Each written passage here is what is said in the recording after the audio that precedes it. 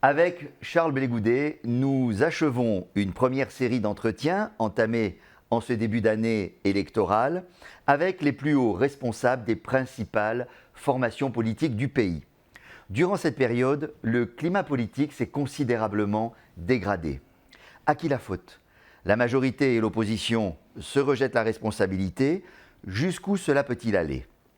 Que propose l'opposition pour que l'élection présidentielle se déroule dans la sérénité d'une démocratie mature? Quelles orientations Charles Blé Goudet propose au pays? Vous êtes dans Droit dans les yeux.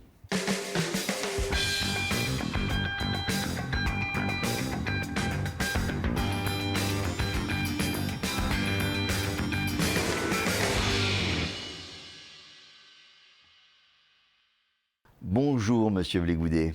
Bonjour, monsieur. Bienvenue sur cette info. Merci d'avoir accepté notre invitation.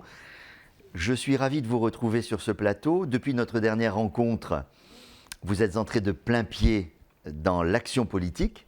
Alors, allons-y directement. Le PPACI, le PDCI-RDA, le FPI, les principaux partis de l'opposition ivoirienne ont tour à tour annoncé leur retrait de la commission électorale indépendante. Qu'en pensez-vous ?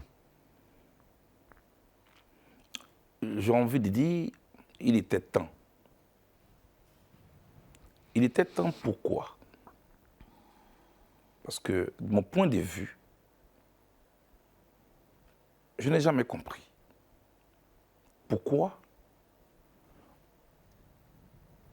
on peut confier à des formations politiques en compétition et qui veulent gagner, pourquoi on peut leur confier l'organisation d'élections censées les départager?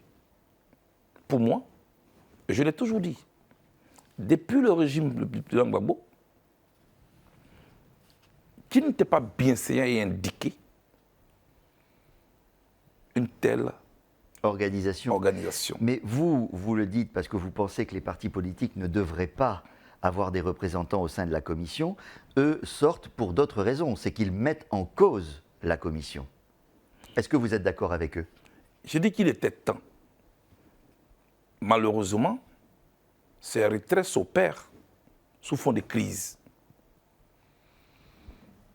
Ce que je souhaite à présent, c'est qu'une décision soit prise pour que le RHDP, le FPI et les autres formations politiques en sortent. Pour qu'on ait une commission électorale sereine qui a pour seul objectif de faire gagner la Côte d'Ivoire. Purement technocratique, on va dire. Purement technique. C'est mon point de vue. Sinon, si on continue ainsi, on aura toujours les mêmes résultats. Regardez, lorsque j'ai posé cette question et cette problématique, on m'a répondu non, ces personnalités désignées par leur formation politique, une fois qu'elles ont prêté serment, elles ne représentent plus leur formation politique. Elles parlent maintenant au nom de la commission. Mais regardez, monsieur. Mais vous me l'enlevez de la bouche. Il a juste suffi que leurs différents leaders prennent la décision qu'ils sortent, et ils sont sortis. Où est passé le serment? Mais écoutez, je vous donne un exemple. Où est passé le serment? C'est cette hypocrisie-là que moi je dénonce. De faire croire ce qui n'est pas et ce qui ne peut pas tenir. Quelqu'un qui vous a mandaté, vous êtes là-bas en son nom. Vous êtes là pour le faire gagner. Vous êtes là pour lui. À tout moment, il peut vous faire sortir. Il faut épargner la Côte d'Ivoire de cela. Telle est ma vision, mais telle est par ma position. Le deuxième vice-président de la CEI, M. Alain Dogou, qui est issu du FPI, il a fait la tournée, il est allé dans les médias au moment de faire la pédagogie sur la révision de la liste électorale, sur le calendrier de cette révision. Il n'a pas dit autre chose que ce que disait son président. Quel sens ça a-t-il de se retirer si justement on est censé ne plus représenter le parti? Mais c'est à cela qu'on nous a habitués dans ce pays. Quand on n'est pas content, on sort de là. Mais il ne devrait pas y être en principe. Je ne parle pas du PDCI et du PPACI seulement. Je le répète, les partis politiques de Côte d'Ivoire n'ont pas leur place à la commission électorale indépendante. S'ils doivent y être, pas en tant qu'organisation ou décideur, mais simplement en tant qu'observateur. Les partis politiques doivent aller faire la promotion de leur projet de société pour les Ivoiriens. Il ne faut pas crisper l'atmosphère politique pour rien. Je souhaite qu'on se pose. Je souhaite qu'on tire les leçons de ce que nous avons vécu tout récemment. Les différentes crises électorales ont encore leurs cicatrices présentes dans notre vie, dans notre quotidien. Il faut qu'on en tire les leçons et puis faire les choses autrement. Telle est ma position. Concernant cette révision de la liste électorale, on connaissait quand même le calendrier depuis à peu près mi-2024. On sait qu'il est issu de la commission, ce calendrier est issu de la commission électorale, et donc tout le monde en était informé, puisque les partis sont dedans. Tous savaient également que c'était la liste révisée à la fin de l'année 2024 qui serait utilisée pour l'élection présidentielle de octobre 2025. On a l'impression, l'opposition donne le sentiment qu'elle tombe des nues avec un agenda qu'elle connaissait parfaitement. C'est ce que le président de la commission électorale a dit. Mais prenons aussi en compte la réaction ou les différentes réactions des formations politiques en question.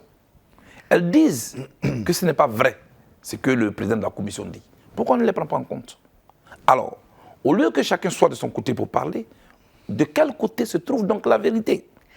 C'est pourquoi nous disons, nous, au sein de Cap Côte d'Ivoire, asseyons-nous autour d'une table, posons toutes les questions, même celles qui fâchent, essayons d'essayer de baisser l'atmosphère avant d'aller aux élections. Alors, voilà. vous dites parce que le président de la commission dit, les autres partis politiques disent. D'accord, mais il y a quand même au moins un élément factuel, c'est que quand le calendrier est sorti, et ça on le sait au moins à partir du moment où on a récolté les éléments en octobre 2024, le calendrier a été connu à ce moment-là. Qui s'est levé pour contester ce calendrier? Moi. Moi. Qui a mis le décret du 5 septembre 2024, qui l'a mis devant le Conseil d'État si le contenu n'était pas acceptable? Alors, vous dites que vous êtes... Oui, puisque je ne suis pas représentant de la commission. En tout cas, les autres, je ne les ai pas beaucoup entendus. Mais j'ai été rencontrer le président de la commission électorale pour lui parler de la révision de la liste électorale. Nous étions en janvier. Voilà. Décembre, janvier. Alors, aujourd'hui, quand les gens disent nous sommes seulement à 6 mois, comme si c'est maintenant que nous avons commencé à poser le problème. Non, depuis 1 an, nous posons ce problème. Depuis 1 an, nous posons le problème. Maintenant que nous sommes à 6 mois, on nous dit oui, nous sommes à 6 mois. Mais monsieur, il y a longtemps que moi je pose ce problème. Même à l'occasion de la présentation des vœux du 15 février au siège du COJEP, j'ai encore donné de la voix. Mais avant ça, j'ai été rencontrer le président de la commission. Il faut faire en sorte. Et pourquoi les autres n'ont pas... Moi, je ne peux pas parler en leur nom parce que je ne suis pas leur porte-parole. C'est toujours d'eux que se servait le président de la commission pour dire les partis de l'opposition étaient d'accord. Okay. En tout cas, ceux qui étaient dans la commission, c'est difficile de croire qu'ils n'étaient pas informés du calendrier. Moi, je ne peux pas parler en leur nom. Je n'étais pas là quand ils faisaient leur réunion avec le président de la commission. Mais vous les Ce que je sais, il faut réviser. Il faut faire la révision de la liste électorale. On nous dit on va le faire après. Alors, ce que le président de la commission dit, la loi ne m'a pas dit de le faire avant. Donc, je vais le faire après. Mais quand la loi ne vous a pas dit de le faire avant, est-ce que la loi vous dit de le faire après? La loi vous dit, vous devez le faire chaque année. Maintenant, on fait la révision de la liste en vue de quoi? En vue d'obtenir une liste consensuelle, une liste à jour pour pouvoir aller à des élections. Alors, quand vous dites que vous allez faire la révision après, à quoi ça sert? Mais il faut 6 mois pour faire la révision. Mais ce n'est pas maintenant que nous avons commencé à poser ce problème. On a l'impression qu'on nous a entraînés dans ce guet-apens. Novembre, décembre, janvier, février, mars. C'est en juin que la liste définitive va sortir. Je dis depuis... ils n'ont pas traîné les pieds, 2020, la commission. Depuis décembre, moi je pose ce problème. Depuis décembre, ce n'est pas en mars que ce problème a commencé à être posé. Ce n'est pas en avril que ce problème a commencé à être posé. C'est maintenant que nous sommes à 6 mois. Alors en tout cas, mais avant, on était à 9 mois. Bien le seul, alors. Mais avant, on était à 9 mois. Avant, on était à 1 an. Donc, ne faites pas comme si c'est maintenant à 6 mois que ce problème a commencé à être posé. Le président de la commission savait très bien ce qu'il faisait. Et ce qu'il fait n'est pas bon. Il faut actualiser la liste. Il y a beaucoup d'anomalies sur cette liste. Et quand on le dit, il ne faudrait pas qu'il le prenne personnellement. Il ne s'agit pas de lui, M. Cuibert. Il s'agit de la vie de millions d'Ivoiriens qui ont envie d'exprimer leur suffrage. C'est ceux-là qu'il faut donner l'occasion de le faire. Alors concernant les anomalies que vous évoquez, on entend un peu de tout concernant cette liste. Le FPI, le PPACI, le PDCI, on parle de millions d'anomalies, on entend des 3 millions, des 6 millions, bon. Or, il n'y a pas eu plus de 11 500 réclamations à la Commission électorale indépendante. Alors comment vous expliquez ce gap? Moi, je vous pose une question. Vous répondez à une question par une question? Je vais répondre à votre question. Qu'est-ce que le président de la commission électorale et toute son équipe perdent à convoquer les partis politiques? Pas pour leur remettre une liste, pour dire, OK, au lieu que chacun de nous s'explique de son côté, asseyons-nous, dites-moi, je suis à votre disposition, il s'agit de la vie de la Côte d'Ivoire, cette nation a trop souffert, elle a été traumatisée, nous sommes à quelques mois d'une élection, on ne veut pas que ce pays connaisse encore des troubles. Il y a longtemps que vous parlez de 6 millions, de 2 millions, de décès, des gens décédés qui sont sur la liste. Je suis là, je vous écoute. Sortez-moi vos documents, on va faire un croisement, vous et moi. Toute une journée, on est là, on parle. Je préfère cette perte de temps que de perdre de vie. Donc vous proposez au président de la commission un séminaire pour checker la liste. Ce n'est même pas un séminaire. Des gens disent qu'ils ont des preuves que des millions d'inscrits sont sur cette liste alors qu'ils n'y ont pas droit. Des décédés, des gens dont la maman a elle seule 500 enfants, ils le disent. Mais pourquoi ils ne font pas des millions de recours? Au lieu d'aller dans des commissions se disperser, parce que c'est une procédure. Au lieu d'aller dans des commissions se disperser à Djiberoua, Gagnoua, ça et là, je dis, la formule la plus simple que moi je propose, le président de la commission, il est là tout près, à Cocody. La plupart des leaders de ces partis politiques sont ici à Abidjan. Ça lui coûte quoi? Ça prendrait peut-être certainement 3 heures dans sa journée. Mais au moins, ça aurait sauvé des vies humaines et ça va nous épargner tout ce qu'on attend aujourd'hui. Au fur et à mesure que nous approchons la date des élections, la tension monte. Il faut la baisser. C'est une question de responsabilité. Et c'est à cela que moi j'appelle. Est-ce que vous pensez, comme M. Gbagbo, que la CEI n'est ni honorable ni impartiale? Je ne dirais pas ça comme ça. Elle n'est pas indépendante. L'indépendance, ce n'est pas seulement échapper au contrôle du pouvoir. C'est aussi échapper à la pesanteur des partis politiques. Il faut débarrasser la commission électorale indépendante de la pesanteur de ceux qui sont en compétition. C'est eux qui font tout ce bruit. Il faut des techniciens qui ne sont pas encartés, merci beaucoup pour le mot, pour pouvoir organiser ces élections sereinement. On me dit non, il n'y a personne dans ce pays qui ne soit pas encarté ou qui n'ait pas d'obédience politique. Ce n'est pas vrai. Tout le monde ne vit pas politique. C'est vrai, on peut avoir des penchants, mais il y a des techniciens qui peuvent organiser ces élections. Pas de représentants des partis politiques, pas de représentants du président de la République, ni de l'Assemblée nationale, tout cela. Et le président du COSIM, que je voulais saluer ici, ne dit pas le contraire. Je suis très content, je l'ai écouté hier, avec responsabilité. Il a dit, et je cite, quand on parle de partis politiques, c'est composé de partisans. Donc ce sont des positions et des démarches partisanes qui vont en sortir. Ils font quoi à la commission électorale? Moi, je l'ai dit depuis. Dieu merci, aujourd'hui, ce n'est pas Blé Goudé qui parle. C'est un monsieur respectable qui parle. Il faut écouter tous ces sons et ne pas jouer les sourds.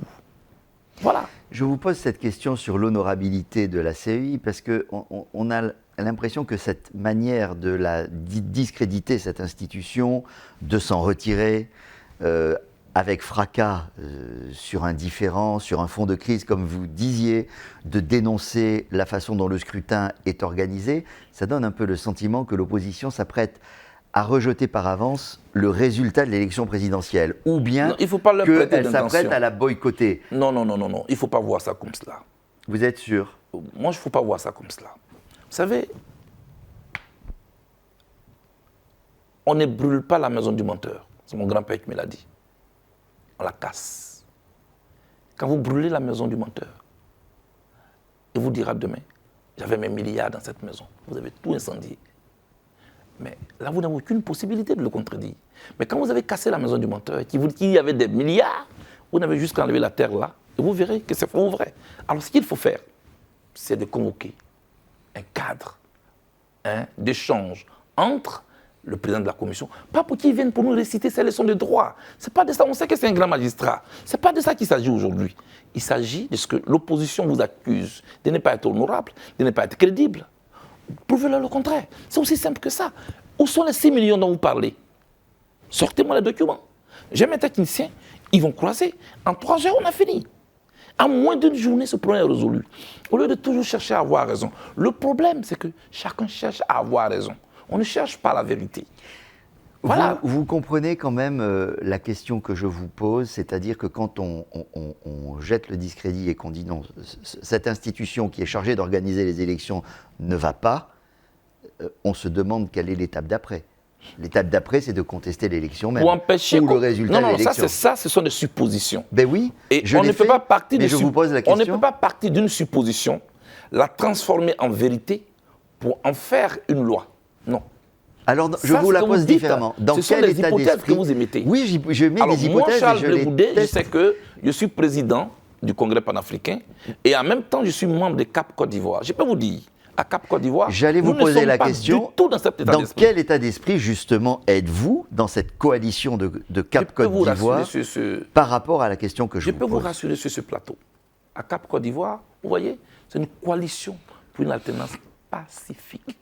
Nous avons fait des débats et des débats sur notre ligne. Notre ligne, elle est non violente. Notre ligne n'est pas arrivée à un boycott des élections, non du tout. Notre ligne, c'est de discuter. C'est pourquoi nous avons écrit aux autorités, au président de la République, la plus haute autorité de ce pays, pour dire nous voulons discuter. Nous voyons les nuages s'amonceler dans le ciel. Alors, pour éviter une grosse pluie, asseyons-nous et puis parlons-nous. Alors, moi, je peux vous rassurer sur ce plateau. Ne prêtez pas d'attention aux opposants. Je ne parle pas au nom des autres opposants, mais en tout cas, ceux avec qui je parle, moi, ceux avec qui nous discutons, tout ce que nous cherchons, c'est qu'on puisse s'asseoir et échanger pour éviter, justement, d'aller à un boycott, pour éviter d'aller à des violences, pour éviter de discréditer la commission électorale. Alors, j'insiste, pardon, sur ce point, mais vous pouvez affirmer ici, devant les téléspectateurs de cette info, que l'opposition rassemblée au sein de CAP Côte d'Ivoire ne va pas ni chercher à empêcher le scrutin de se dérouler, ni décider par avance de le contester. Nous, on n'a aucun intérêt, en tant qu'acteur politique, à faire revivre à la Côte d'Ivoire ce traumatisme inoubliable. La politique, on l'a fait pour les hommes. On l'a fait pour impacter positivement le quotidien des Ivoiriens. Qui a envie aujourd'hui de prendre ses bagages pour aller au Ghana, pour aller au Libéria, pour aller en Guinée? C'est ce que nous avons vécu. Pour éviter cela, CAP Côte d'Ivoire dit, asseyons-nous autour d'une table, parlons-nous. Chaque jour, c'est ce que nous faisons. Depuis 1 an, nos courriers sont partis. Il n'y a pas de réponse. Et là, je regarde cette caméra droit dans les yeux. Et je dis aux autorités ivoiriennes, nous voulons discuter avec vous. Vous avez une opposition qui veut parler avec vous. Ouvrez le jeu. Quand vous n'ouvrez pas le jeu, vous dressez le lit des aventuriers qui sont prêts à tout pour mettre ce pays à Saint-Assac. Nous ne voulons pas de cela. Alors, vous avez une opposition qui ne demande qu'à parler. Acceptez que nous puissions parler. Au nom des Ivoiriens, au nom de la paix dans ce pays, on peut ne pas être d'accord avec tout. Rencontrons-nous, donnons-nous un consensus national. Une ligne rouge à ne pas franchir. Et puis vous aurez raison sur nous. Vous avez prononcé lors d'un meeting il n'y a pas si longtemps à Dabakala des paroles assez fortes et je vais vous citer. Ce n'est pas mon leader qui est au pouvoir, mais si quelqu'un soulève un fusil contre le pouvoir qui est là, il me trouvera aussi sur son chemin. Vous endossez toujours ces mots? Oh oui, ces mots ne sont pas nouveaux. Je l'ai toujours dit. J'étais dans la rue, ici en Côte d'Ivoire, opposé à l'usage des armes comme moyen de revendication et moyen d'accession au pouvoir. Ce n'est pas bon. Qui aurait intérêt? Le problème si vous que nous avons dit... dans ce pays, c'est l'impatience des hommes politiques. Le problème que nous avons dans ce pays, c'est le non-respect des règles par les hommes politiques. Le problème que nous avons dans ce pays, c'est la manipulation des règles, derrière lesquelles on se cache pour mépriser l'autre. Il faut changer tout cela. Alors, pour ne pas qu'on arrive à la prise des armes par-ci, par-là, ce que je demande, c'est qu'il faut ouvrir le jeu. Ce que je demande, c'est qu'il faut éviter de faire place aux extrêmes. C'est pourquoi je dis à Dabakala, et je le répète ici, moi je suis opposé par principe à la prise des armes pour revendiquer ou pour accéder au pouvoir. Je dis bien par principe, parce que les principes ne varient pas. Mes positions ne sont pas à géométrie variable. Quand je le disais hier, on disait que je faisais pour le président Gbagbo. Quand je le dis aujourd'hui, on le dit que je le fais pour le président Ouattara. Vous voyez, c'est eux qui changent. Moi, je suis là. Et je dis non, allons à la démocratie, allons à la discussion. Et si quelqu'un tente seulement, je le mets entre guillemets, d'entraver le déroulement du scrutin, il vous trouvera aussi sur son chemin? Il faut faire en sorte qu'on n'en arrive pas là. Est-ce qu'il vous trouvera aussi sur son chemin? Il faut faire en sorte qu'on n'en arrive pas là. Ce que je dois faire maintenant, ce n'est pas pour me projeter et puis faire en sorte que quelqu'un qui veut boycotter ou interrompre le scrutin puisse me trouver sur son chemin. Ce que j'ai plutôt à faire, c'est d'anticiper et appeler les acteurs à s'asseoir. Vous faites tous vos pour ne efforts pas qu'on en arrive à là. Vous faites tous vos efforts pour cela, mais si on en arrivait à là, est-ce qu'il vous trouvera sur son chemin? Nous devons faire en sorte de nous donner les moyens pour ne pas arriver à là, en regardant dans le rétroviseur de notre histoire. Mais moi, je serai toujours du côté de ceux qui protègent la République. Moi, je serai toujours du côté de ceux qui protègent la vie des Ivoiriens. Moi, je serai toujours du côté de ceux qui empêchent que l'histoire se répète. L'histoire se répète. L'histoire de la violence se répète. L'histoire des boycotts se répète. Nous sommes assez matures. Nous savons d'où nous venons. Ce peuple a trop souffert. Il faut lui éviter encore notre traumatisme. Voilà mon combat, monsieur. Vous avez entendu, comme tout le monde, M. Gbagbo dire la semaine dernière à ses militants lors d'un meeting à Dabou qu'il recevrait des mots d'ordre dans 15 jours. Bon, c'est un peu inquiétant ça, non? Ou de quoi il peut s'agir? Mais moi, je ne suis pas membre du PPACI. Je n'ai pas participé aux préparatifs de vous connaissez assez bien l'homme. Non, je n'ai pas participé aux préparatifs de ce meeting. Je n'y étais pas d'ailleurs et je n'y ai pas été invité. Donc cette phrase ne vous inquiète pas? Non, pas que ça ne m'inquiète pas. Je ne peux pas commenter. Et moi, j'ai toujours dit sur vos plateaux, le président Gbagbo est un monsieur que je respecte. C'est une décision que j'ai prise. Je ne peux pas commenter ces prises de parole sur un plateau. Parce qu'un seul mot est tout de suite sorti de ma bouche, que ce serait interprété. Je ne veux pas dire cela. Je veux le respecter jusqu'à la fin de ma vie. Et je veux rester dans cette position. Il y a des questions sur lesquelles on n'est pas d'accord, mais cela ne me donne pas le droit de le faire. Je ne commenterai pas cette phrase. Je pense que le PPACI a beaucoup de responsables dans sa direction. Cette info est une chaîne qui est ouverte à toutes les sensibilités politiques. Ah, mais le secrétaire général du PPACI était dans ce fauteuil au mois de mars. Vous pouvez encore l'inviter, puisque vous voulez comprendre la signification de la phrase du président Gbagbo. Vous pouvez encore l'inviter ici, vous allez en parler. Il y en a peut-être une autre parole d'un autre acteur de ce parti qui peut-être vous a interpellé ou vous permettra peut-être de dire ce que vous en pensez. Allez-y. C'est M. Damana Picasse. Et d'ailleurs, des paroles qui lui valent une convocation à la police. Vous savez lesquelles? Alors je vais le citer aussi. Laurent Gbagbo a planté une graine qui a produit ses fruits au Burkina. Cette graine a produit ses fruits au Mali. Cette graine a produit ses fruits au Niger. Cette graine a produit ses fruits au Tchad. Mais il reste ici, où la graine a été enfouie, et l'éclosion de cette graine dépend de vous. Et ça, vous en pensez quoi? Un meeting est un lieu de mobilisation. D'émotion? De galvaniser ces troupes et autres. Il ne faut pas prendre les mots tout de suite. Enfin, la phrase est longue, hein. C'est pas un petit mot. Quand il parle de graines, je ne sais pas, certains pourraient penser donc, aux actions militaires, d'autres peuvent passer au panafricanisme. Donc, vous savez, tout le monde sait qu'ils ont toujours prôné la souveraineté, ils ont toujours prôné le panafricanisme. Il faut lui demander, je pense que pour parler de tout cela, mais ce que je veux, il ne faut pas tout de suite tout réduire à la police. Ne donnons pas l'impression d'une fébrilité. Il a parlé. Vous pouvez le convoquer, l'inviter à cette émission pour lui poser cette question. Je connais Picasse. Nous avons fait quand même la Fédération estudiantine ensemble. Il peut vous expliquer largement ce qu'il voulait dire par là. Vous voyez, l'Afrique cherche à se libérer. On est d'accord que l'Afrique a été colonisée. Aujourd'hui, elle cherche ses repères pour exister dans le concert des nations. Est-ce que ce n'est pas de cela qu'il parle? Pourquoi on ne voit pas ça et puis on voit le côté militaire tout de suite? Moi, je crois que on n'est pas partisan, en tout cas en ce qui me concerne. Le problème, c'est qu'on voit le côté militaire parce qu'il n'a cité que des pays où il y a eu des coups d'État quand même. Hein? Il n'avait pas une fiche qu'il lisait. Apparemment donc pas. Quand on est devant les micros, on peut aussi oublier d'autres choses. Alors justement, vous me parliez de votre grand-père. Moi, je l'aime bien, votre grand-père, parce qu'il vous a dit un jour, et c'est ici même qu'on l'a appris, quand tu ne connais pas la direction du vent, ne joue pas avec la poudre de piment. On a un peu le sentiment, et vous allez me dire ce que vous en pensez, que l'opposition, ou la classe politique, ou l'opposition et la majorité, jouent en ce moment avec la poudre de piment sans trop savoir où va le vent. Je dirais la classe politique. Parce que tout à l'heure, je vous dis, il faut qu'on s'asseye pour parler. Pour mesurer la direction du vent, non? C'est important. Et ce n'est pas une faiblesse pour le pouvoir que de s'asseoir avec son opposition. Vous savez, dans chaque camp, il y a des extrémistes qui vous diront au chef de l'État ou aux différents dirigeants, non, non, non, ce serait tout de suite leur donner du poids si vous vous asseyez avec eux pour parler. Vous ne connaissez pas la prochaine étape qu'ils vont vous demander. Ils vont vous demander une transition, ils vont faire ceci. Non. Évitons les suppositions et les caricatures. Asseyons-nous. Parce que la direction du vent, si tu ne la maîtrises pas, il ne faut pas jouer avec le piment. Et c'est ce qui est en train de se passer. On voit le danger venir. On ferme les yeux comme si on ne voit pas. Moi, je conseille qu'il faut s'asseoir pour discuter. Voyez-vous, depuis le début de cette mission, je ne vous parle que de ça. Moi, j'ai eu mal de voir des Ivoiriens se disperser. Nous avons la possibilité encore de nous asseoir. Tout est encore possible. Rien n'est encore gâché. Moi, je suis devant vous. J'ai fait un recours. J'ai fait un recours. Je suis allé à Guibéroua. On va en parler tout de suite après, si vous permettez. Justement, je vais vous interroger là-dessus.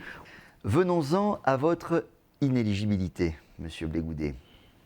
Vous avez dit il y a quelque temps, je ne suis pas pressé, tout en prenant l'exemple d'Ousmane Sonko au Sénégal, qui était lui aussi inéligible. Il a fait la campagne de son camarade de parti, Monsieur Bassirou Diomaye Faye, qu'il a ensuite nommé Premier ministre lorsqu'il a été élu à la tête de l'État. Si vous ne pouvez pas vous présenter, de qui voudriez-vous faire la campagne pour jouer collectif, comme vous l'avez dit, et sortir dans dos, selon votre expression, comme Ousmane Sonko? Avant d'en arriver là, je dénonce la condamnation politique dont je fais l'objet. Pourquoi? Le 21 mars 2014, la Chambre d'accusation de la Côte d'Ivoire siège et décide ma remise à la Cour pénale internationale. On m'y amène pour que soit située ma responsabilité relativement au conflit post-électoral que la Côte d'Ivoire a connu. J'ai fait l'objet de plusieurs années de procès. In fine, le 15 janvier 2019, je suis acquitté. Libéré sous condition le 1er février de la même année. Le procureur fait appel. Le 31 mars 2021, je suis définitivement acquitté avec comme conclusion qu'aucun autre tribunal dans ce monde ne peut encore me juger pour le même fait. Monsieur, pendant que je suis à la Cour pénale internationale, en attente de la décision de la Cour, la même justice qui m'a remis à la Cour pénale internationale commet un commissaire de justice pour aller me chercher, moi, Charles Blé-Goudé, à Yopougon, au quartier millionnaire. Il fait un rapport. Et je cite, je suis allé chercher Charles Blé-Goudé à son quartier millionnaire. Je ai demandé à ses voisins où il se trouve. Ils ont dit qu'il n'est pas là, qu'ils ne savent pas où il est. Est-ce que c'est sérieux, ça? Est-ce que ça, c'est sérieux? Est-ce que cette justice-là, on peut dire qu'elle est sérieuse? C'est sur cette base, donc, que je suis condamné par contumace. Pour condamner quelqu'un par contumace, il faut qu'on sache pas où il est. Oh, il est d'une autorité publique et Charles Blé-Goudé était à La Haye. Il faut que les raisons de son absence, le jour de l'audience, ne soient pas valables. Ma raison était valable. Voilà ce que je dénonce d'abord. Maintenant... Vous avez justement déposé officiellement un recours à Guibéroua devant la commission électorale locale dont vous dépendez pour contester votre radiation. Mais juridiquement, parce que juridiquement, vous êtes toujours sous le coup de cette condamnation pénale qui vous prive de 10 ans, pendant 10 ans de vos droits civiques. Donc votre avocat a dit à ce moment-là, c'est l'occasion pour la commission électorale de rectifier une erreur doublée d'une injustice. Mais la CEI, elle n'a fait qu'appliquer la loi, puisque c'est le procureur qui lui donne la liste des gens qui doivent sortir de la liste. Je suis d'accord avec vous. Donc, vous demandez à quelqu'un qui n'a pas les moyens de faire ce que vous demandez, en fait. Vous voyez, qu'est-ce qu'elle peut faire, la commission? Vous voyez que je dénonce. C'est une manière de dénoncer, alors? Vous voyez que... Non, je dis, vous m'attendez dénoncer. Même hier, à l'occasion de la conférence de Bloomfield, j'ai dénoncé. Pourtant, je ne menace pas. Je suis la loi. Elle est mauvaise, mais pour le moment, ne me donne pas l'occasion de me présenter.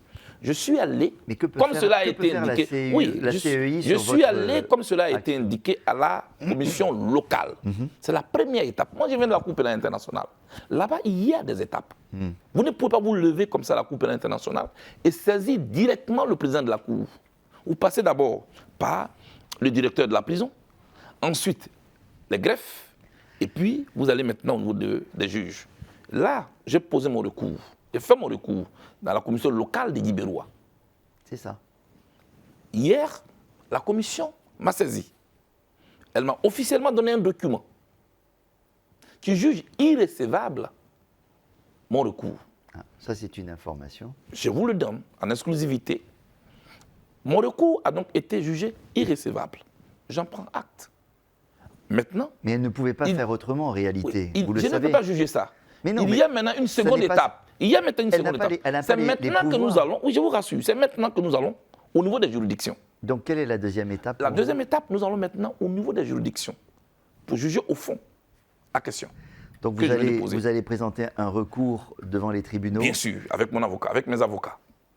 Et si ça ne marche pas ici, j'irai au niveau de la commission de la CEDEAO. D'accord. Je vais essayer de... C'est un référé, c'est quoi? Oui, moi, je vais suivre toutes les étapes légales que m'offre la loi, qu'elle soit de mon pays, qu'elle soit aussi de mon continent. Je suis un homme. Moi, je dois ma liberté seulement à l'application de la loi. Sinon, je ne serai pas devant vous aujourd'hui. Alors, je vais épuiser toutes ces étapes-là. Ensuite, on verra. Alors, maintenant, vous me demandez, si je ne suis pas candidat, qui est-ce que je vais voter ou pour qui est-ce que je vais m'engager? Je voulais vous dire tout de suite sur ce Puisque plateau. vous prenez l'exemple du Sénégal, Oui, je vais vous dire tout de c'est suite sur ce intéressant. plateau. Vous savez, le destin, personne ne peut l'empêcher. On ne peut que le retarder. Alors, tous ceux qui se servent de la loi pensant qu'ils peuvent au moins retarder mon destin, non, non, non, ils se trompent. Parce que, d'une manière ou d'une autre, je jouerai un rôle capital en 2025. Je vous le dis tout de suite.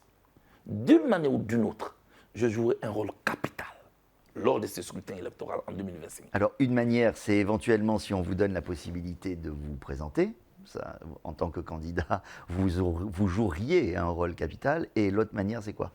Qu'on me donne la possibilité de me présenter ou pas, je jouerai un rôle capital lors de ces élections. La politique, elle a ceci de particulier qu'elle est dynamique comme la vie. Vous serez dans le débat public, de toute façon. Elle est dynamique comme la vie. C'est à 10 jours que Ousmane Sonko et Diomaye Faye ont été libérés des prisons. N'est-ce pas? Je vous le répète. Ceux qui les ont mis en prison ne savaient pas qui c'est leur autorité aujourd'hui. Nous sommes à 6 mois. Pourquoi voulez-vous que je me prononce? J'ai dit c'est à 10 jours que Ousmane Sonko et Diomaye Faye ont été libérés. Nous avons 6 mois devant nous. Donc, vous comptez sur ces procédures judiciaires que vous engagez pour éventuellement vous permettre d'être réintégré C'est la sur seule la force liste. que moi j'ai. La seule force que j'ai, Et pourquoi c'est la loi. Je m'adosse à la loi. Mais justement, la loi est mon dossard. la loi, c'est le droit est mon dossard. Je n'ai pas autre moyen que ça pour l'instant. La loi, c'est le Parlement qui la vote. Pourquoi des députés d'opposition ne déposent pas une proposition de loi d'amnistie qui permettrait de faire ce que vous cherchez à faire par la voie judiciaire? Les députés du parti au pouvoir, Non, de l'opposition. les députés du parti au pouvoir, conscients de ce que notre pays vient de vivre ces dernières décennies, peuvent aussi le faire au nom de la paix en Côte d'Ivoire. Ce serait mieux apprécié que ce recours-là, soit cette proposition vienne des députés Vous de pouvez l'opposition. éventuellement Moi, demander. moi, je pense que ce serait tellement bienvenu Oui, ce serait que bon, ça mais- vienne des députés du parti au pouvoir, Je qui savais vont pas montrer la bonne foi du président de la République, qui vont montrer la bonne foi du parti au pouvoir, qui voudraient tellement éviter d'autres coups à la Côte d'Ivoire qu'on dirait, ce jour, les députés du parti au pouvoir viennent de faire une proposition d'une loi d'amnistie pour que des mesures d'apaisement soient prises. Ce serait bien, non? Je ne savais pas que Charles Blé Goudet était un rêveur. Mais déjà, si les députés de l'opposition déposaient une proposition de loi, ça permettrait éventuellement à la majorité de se décider de la discuter ou pas, et éventuellement de la voter ou pas. Et ça serait clair. Tous ceux qui ont changé de ce monde-là ont commencé par un rêve. Nelson Mandela a été un rêveur. Et aujourd'hui où je vous parle, blancs et noirs vivent ensemble en Afrique du Sud. Martin Luther King a été un rêveur. Aujourd'hui où je vous parle, les États-Unis d'Amérique ont connu un président nord-américain. Alors qu'il y a des années, ils n'avaient même pas le droit de vote. Oui, je suis un rêveur et je l'assume. Mon rêve, il faut faire que je me donne les moyens. Et à travers cette émission, j'espère que les députés du parti majoritaire à l'Assemblée nationale vont m'écouter et feront en sorte que ce rêve-là se réalise. Ce rêve, c'est de voir une Côte d'Ivoire apaisée. Ce rêve, c'est de voir une Côte d'Ivoire avec des élections sans conflit, sans mort, qu'on puisse compter les bulletins au lieu qu'on soit en train de mettre notre police dans la rue pour encore poursuivre des gens. Notre armée a besoin de se reposer, nos policiers ont besoin de se reposer, les Ivoiriens ont besoin qu'on vienne investir dans ce pays parce que la posture et aujourd'hui l'environnement sociopolitique rassure les investisseurs. Voilà mon rêve. Oui, je suis un rêveur. Concernant votre partenaire du PDC-IRDA, le président Tidjane Thiam, diriez-vous qu'en tardant à renoncer à sa nationalité française, ce qui risque de lui coûter sa capacité à se présenter à l'élection présidentielle, il a manqué au minimum de vigilance, on va dire? Je juge rarement des leaders politiques déjà engagés dans la course présidentielle. Je biaiserai leur stratégie. Et je vais éviter cela, parce qu'il a des partisans aussi qui comptent sur lui. Mais ce qui me dérange en ce moment, moi, je n'ai jamais pensé que sous le RHDP, on serait là en train de parler de nationalité, de tel est Ivoirien, tel est Sénégalais, tel est cela. C'est tout cela qui a envoyé la crise en Côte d'Ivoire. Est-ce qu'on peut tourner cette page-là, passer à autre chose? Est-ce qu'on peut tourner cette page-là? Est-ce qu'on peut se concentrer sur les projets de société comme on nous le demande? On est bien d'accord. Il faut éviter de dresser le lit des extrêmes. On est bien d'accord, mais là, c'est juste une disposition légale. Il ne faut pas avoir une double nationalité, quelle qu'elle soit. Ce n'est pas de tel ou tel, ou de nord, de sud, ou de sénégalais. Voilà, il ne faut pas avoir une double nationalité pour être candidat. Oui, Voilà. mais le président Tidjane Thiam vous a dit qu'il participera aux élections et qu'il respecte les dispositions de la loi. Aujourd'hui, il a eu son décret de renonciation. Oui, donc laissez les choses se poursuivre. Ce qui me gêne un peu, c'est qu'on ne laisse pas les institutions travailler. Mais on fait du bruit autour d'une question qui ne relève pas de nous, qui relève du droit, qui relève du Conseil constitutionnel, qui relève de la justice ivoirienne. Laissez donc les choses se faire tranquillement. Évitons de faire du bruit autour des questions qui ne relèvent pas de nous. Sinon, on surchauffe l'atmosphère politique inutilement. J'ai l'impression qu'aujourd'hui, en Côte d'Ivoire, il n'y a plus d'autres questions que celles de la nationalité du président Thiam. Est-ce qu'on peut laisser ça de côté? Parce que ça crispe l'atmosphère inutilement. Bon. C'est difficilement évitable, mais c'est une question sur la quarantaine que j'ai à vous poser. Donc venons-en un petit peu au fond justement. Vous avez parcouru l'année dernière, lors des élections locales, élections, je le rappelle, dans lesquelles vous n'avez présenté aucun candidat, tout le pays, et vous vous présentiez un peu comme un messager de la paix justement. C'est ce que je suis. C'est ce que je suis. Vous avez senti un peu le pouls du pays à cette occasion-là. Vous avez rencontré beaucoup d'Ivoiriens. Comment vous les avez trouvés, les Ivoiriens, et qu'est-ce qu'ils vous ont dit? D'abord, j'ai trouvé une population qui était d'abord contente de savoir qu'un acteur politique vienne vers eux. Ces Ivoiriens que j'ai vus étaient contents qu'on vienne vers eux, mais surtout qu'on vienne parler de paix. Ils m'ont dit qu'ils ne veulent plus revivre de nouveau ce qui s'est passé en 2010, en 2011, en 2015 et en 2020. Ils aspirent à une vie paisible. Et ils espèrent que les acteurs politiques sauront trouver des compromis pour pouvoir leur donner une élection apaisée. Ils ne veulent pas que leur pays soit un pays à risque électoral. Les Ivoiriens ont envie que leur quotidien puisse changer positivement, politiquement parlant. Au niveau social, ils ont dénoncé. En ce moment, c'était la hausse des factures d'électricité. En ce moment, c'était la cherté de la vie encore. Ça, c'est au niveau social. Mais surtout, vous savez que le politique impacte tout. Alors, ces Ivoiriens que j'ai vus, ils aspirent à la paix. C'est l'enseignement principal que vous avez tiré de cette longue tournée? C'est ce que j'ai trouvé, puisque c'est cela que j'étais parti. J'étais parti leur parler de paix. On était à la veille d'une élection régionale. Il fallait faire en sorte d'y participer massivement, mais faire en sorte qu'il n'y ait pas de conflit. C'était élection zéro mort, zéro blessé. C'était le but essentiel. Moi, je suis content qu'à l'issue de cette élection, il n'y ait pas eu de mort. Ceux qui voulaient contester sont allés saisir les autorités compétentes. Et tout s'est passé normalement. Voilà ce qui m'a été dit. Que diriez-vous? Maintenant, il faut on puisse savoir que ce n'est pas seulement les souhaits des populations qui doivent rester que des souhaits. Ceux qui doivent les transformer en réalité, en décision, c'est ceux qui nous gouvernent. Que diriez-vous de la situation sociale actuelle du pays? Alors, il y a deux situations. D'un côté, il y a ceux qui sont les dirigeants qui estiment que tout baigne. Et il y a ceux qui vivent cette situation sociale, qui estiment que la vie est chère, que tout grimpe, qui ne peuvent même plus s'offrir de repas dans ce pays. Donc, qui a raison, qui a tort? Alors, celui qui agit dit qu'il agit bien. Celui qui subit dit que non, votre chiffrisme n'a rien à voir avec moi, ma vie. De croissance à deux chiffres, de tel nombre d'emplois. Mais moi, ce que je vis est difficile. On prend quoi en compte? Et comme la politique est faite pour les hommes, et que les hommes qui vivent cette politique, qui la subissent, disent ne pas vivre une situation sociale comme celle qu'ils auraient souhaité, il faut donc améliorer les choses. Et quel mérite, néanmoins, reconnaissez-vous à la gouvernance de M. Alassane Ouattara?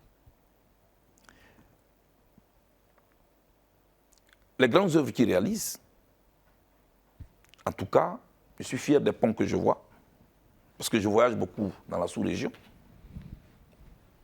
Et quand je vois les grandes voies, dans les grandes agglomérations, je dis, OK, ça évolue.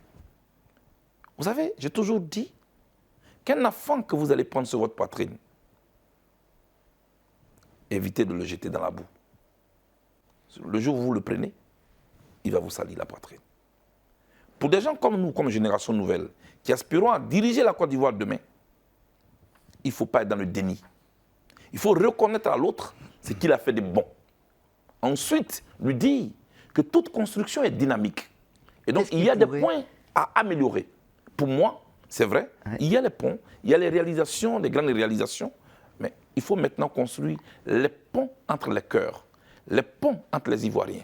Parce que c'est les Ivoiriens qui traversent ces ponts. Il faut faire en sorte que ces œuvres-là puissent demeurer. Ce qu'on construit, c'est pour la postérité, c'est pour la durabilité.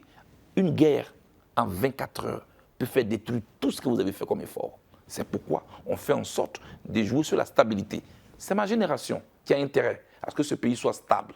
C'est pourquoi je parle avec les uns et les autres. Moi, je parle avec Théo Mamadou. Moi, je parle avec le ministre Khalil. Moi, je parle avec les autres. Parce que je veux qu'on discute pour qu'il y ait un consensus minimum, pour ne pas que ce pays-là puisse être déstabilisé. Mais pour le faire, il faut qu'on écoute aussi l'opposition, qu'on écoute ce que l'autre est en train de vous dire qui ne va pas. C'est le regard de votre voisin qui vous amène à savoir qu'il y a une tache sur votre chemise. Donc si je vous demande ce qui, selon vous, pourrait être peut-être mieux fait, c'est quoi? Ce qui pourrait être mieux fait, c'est de donner à la Côte d'Ivoire un organe électoral crédible, dans lequel tout le monde a confiance. Tout le monde est en train de le dire, même les religieux l'ont dit hier.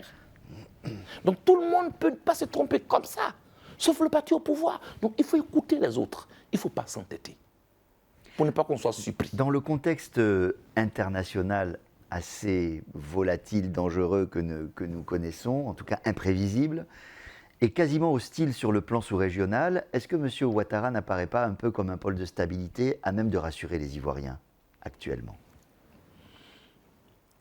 Là où je suis d'accord avec vous sur certains points, c'est l'analyse de la situation sous-régionale. La plupart des pays aujourd'hui ne sont pas totalement stables. Cherchent à se stabiliser. Aujourd'hui, dans la sous-région, nous avons deux pays qui comptent dans l'UEMOA.